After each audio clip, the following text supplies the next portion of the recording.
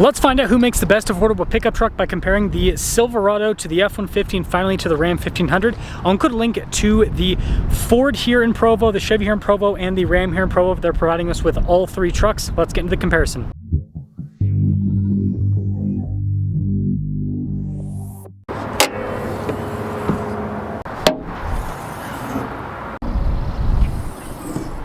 Powering the Ram is a twin-turbo 3-liter inline-6 that goes through an 8-speed automatic transmission. Fuel economy 17 around town, 24 on the highway with power outputs being 420 horsepower and then 469 pound-feet of torque. The Ford has a 2.7-liter turbo V6 that goes through a 10-speed. Fuel economy is 18 around town, 23 on the highway with power outputs being 325 horsepower and then 400 pound-feet of torque. The Silverado is powered by a turbo 2.7-liter 4-cylinder that goes through an 8-speed. Fuel economy 17 around town, 20 on the highway with power outputs being 310 horsepower and then 430 pound-feet of torque.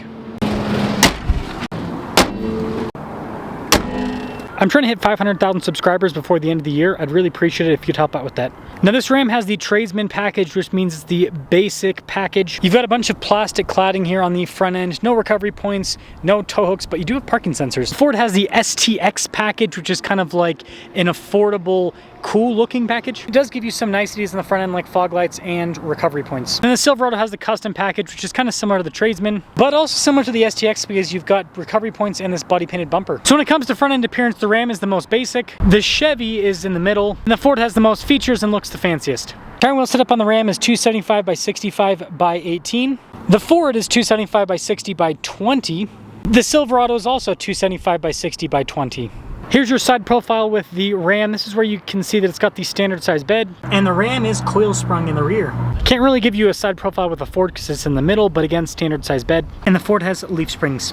And then finally, the Silverado actually has a longer bed, and just like the Ford, the Silverado has leaf springs. The Ram has a dampened tailgate, but no bed liner. Ford has no bed liner and no dampened tailgate. Chevy has bed liner, a dampened tailgate, LED lights, and an outlet. The Ram has this unpainted bumper in the rear with the dual outlet exhaust tips. The Ford's bumper is painted to match, and the Chevy's bumper is painted to match as well. Ford and the Ram have similar towing capacities at around 10,000-ish pounds. Again, depends on the axle ratio, whereas the Silverado is closer to that 9,000 pound range. Let's pop inside the Ram. Basic trim all over the door panel. You do have a little bit of storage at the bottom. Flat loading floor under the seats. Plenty of legroom, little storage pocket. We also have vents here in the rear. And these cloth seats are actually pretty premium looking for a basic truck, and they're comfortable too. Let's now pop into the Ford. The Ford actually has some soft touch in the door panel and plenty of storage. Just like the Ram, we've got this nice flat loading floor. Plenty of legroom, little storage pocket. Vents here in the back, cup holders, and some charging ports. Now the Ford seats look a little bit cooler than the Rams, but they are not as comfortable. Now let's pop into the Chevy. Just like the Ram, we've got a more basic door panel with storage at the bottom. Mostly flat loading floor with a compartment under the seats. Great leg room, we've got a little storage pocket, some vents and some USB ports. Now I was about to say that these are the most boring seats out of the bunch, but we actually have the seat compartment, which kind of is cool. Now the front door panel on the Ram has tons of storage, and again, pretty basic with all the trim. Automatic front window controls, power adjustments for the mirrors, blind spot monitoring with the mirrors, 1,840 pounds of payload capacity. And then again, you've got the more premium cloth seats. They are manually adjustable. And automatic headlights if you care about that. Again, the Ford's got slightly more premium materials and tons of storage in the door panel. Front two windows are automatic, mirrors are power adjustable, and they've got blind spot monitoring. 1,606 pounds is the payload capacity. And then again, you got that fancy stitching, manual adjustment with the seat.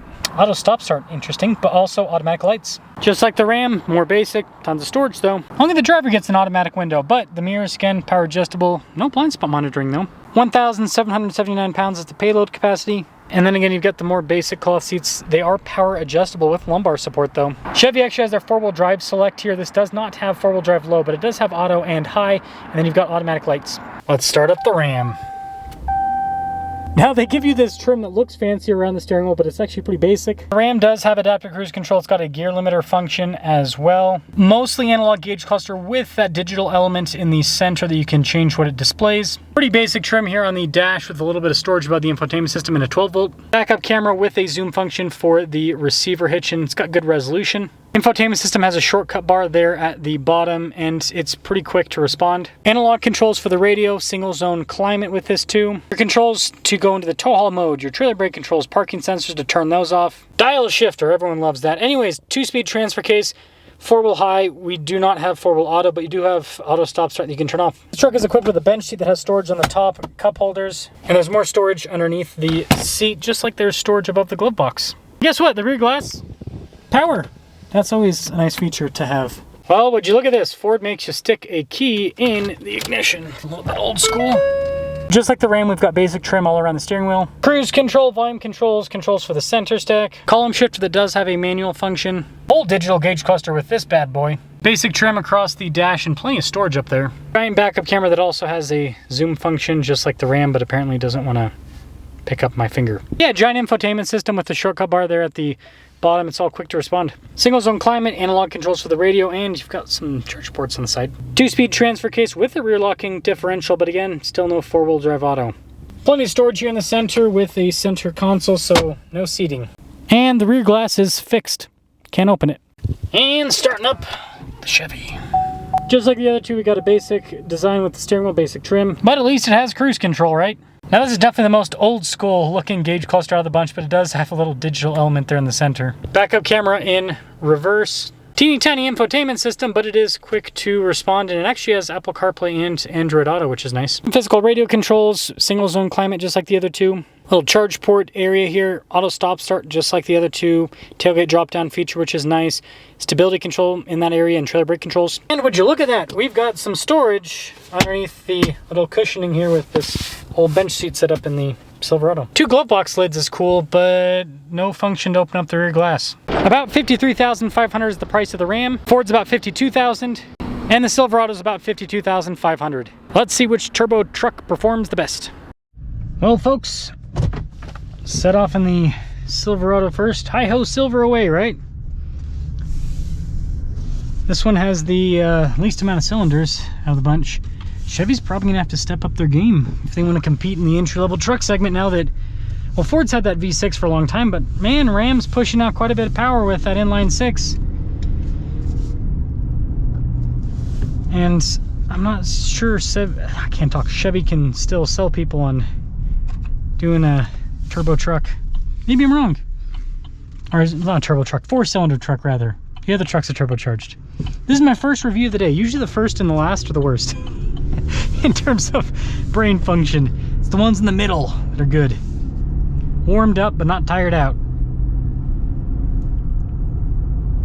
I do like how the Silverados drive. They do use some heavier materials, so the truck overall is, Silverados are typically heavier, but that gives it kind of a more planted feel. Some of you might like, some of you might not. I think it's nice though. Seats on this are definitely firm. They're not uncomfortable, but they're firm. So, something to consider.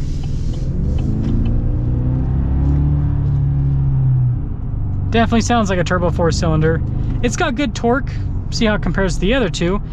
This technically has the second most amount of torque, but it's got the least amount of horsepower. So you definitely feel it taper off on the top end. It's not horrible. It's not the end of the world, but it's perceivable. It is certainly perceivable. So with that being said, we'll pop into the Ram next, and then we'll do the Ford last. Time to set off in the Hurricane Ram.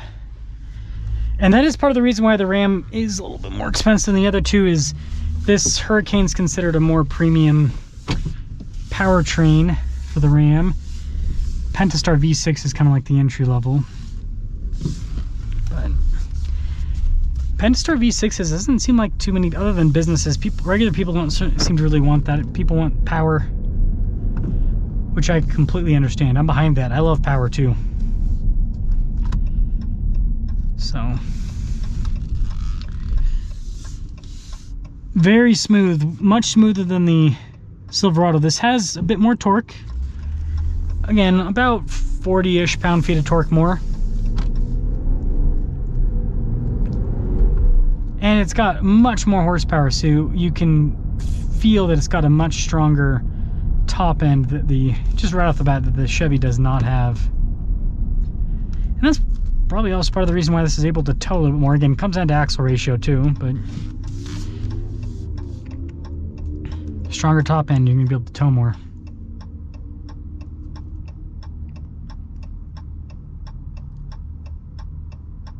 I will say these seats are a lot more comfortable than the Chevys too. Seems like there's a lot of luxury added to the Ram. I mean, this door panel and stuff is obviously pretty basic, but it seems like there's a lot of luxury added to the Ram that the Chevy just doesn't have. So just something to kind of take into account. And also the noise, I wonder if it's, I should have knocked on the glass in the Chevy. You can kind of hear if it's thicker or thinner glass.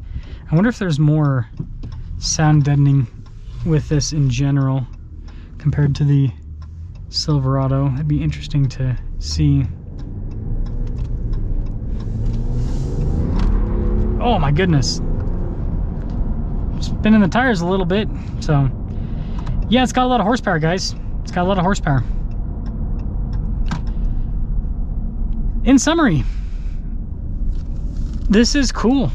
It drives well, handles well. It's just a nice, it's a nice rig.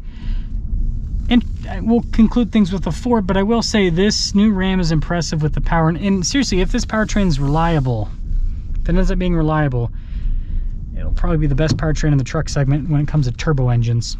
And start up. Ford F-150. Why is the stupid radio? Ford F-150. Or actually, sorry, Ford F-150.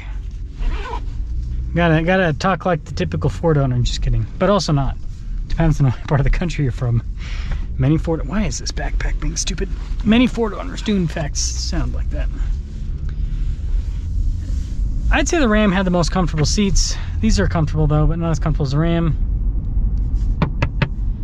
Yeah, the Ram is more insulated than the Ford, at least. I bet it's more insulated than the Chevy too. See, the Ram was just the quietest side. It's very noticeable. But this is more comfortable. I'd say the Silverado is kind of the one that feels the least comfortable, the most basic. This has good torque, but man, this feels gutless when you drive it back to back with the Ram. The Ram feels like it's got so much more power. But it is smooth. Not as smooth, again, it's not as smooth as the Ram. It's like everything this does, the Ram does a little bit better, it seems like. A little bit better.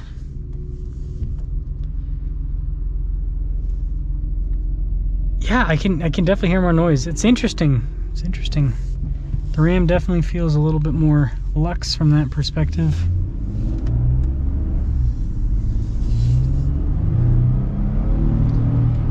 Yeah, it's got good power, just not as good as the Ram. So, I mean, we gotta look at equipment too. The Chevy definitely offers you the most equipment, but it's like they have to because the engine kind of sucks. Let's be real here. Whereas the Ford and the Ram, they offer you less equipment for similar money, but you know, they got good engines. Well, again, we'll see how reliable that Hurricane is. So, yeah, with that being said, let me know which one you like the most. I like the Ford and the Ram more than the Chevy in terms of how they drive. The Chevy definitely is a good value with the equipment that it offers though. You know, power seat, bed liner, all that kind of stuff. But, yeah, tough choice. Kind of lean towards the Ram though a little bit. We'll say that because I just, that Hurricane, man, it's got some oomph.